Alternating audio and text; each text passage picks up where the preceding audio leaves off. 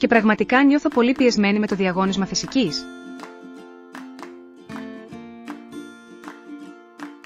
Με ακούς καθόλου? Τι?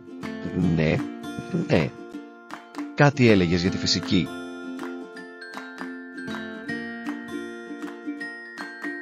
Άλλο το να ακούς παθητικά και άλλο το να ακούς ενεργητικά. Το δεύτερο σημαίνει ότι καταλαβαίνεις πραγματικά.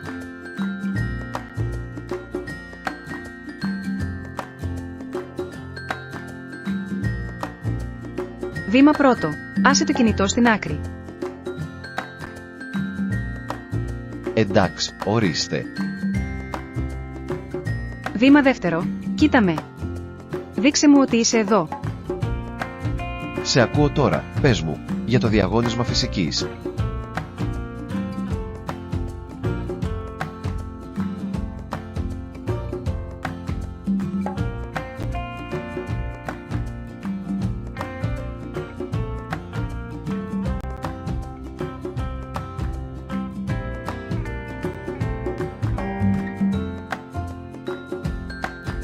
Τι έχεις?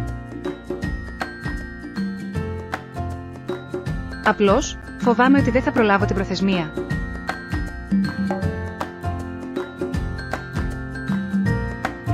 Δηλαδή, αν κατάλαβα καλά, το άγχος είναι ο χρόνος και η ομάδα σου, σωστά?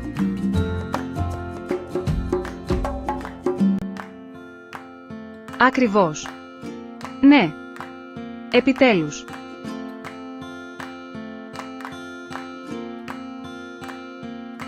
Βλέπεις.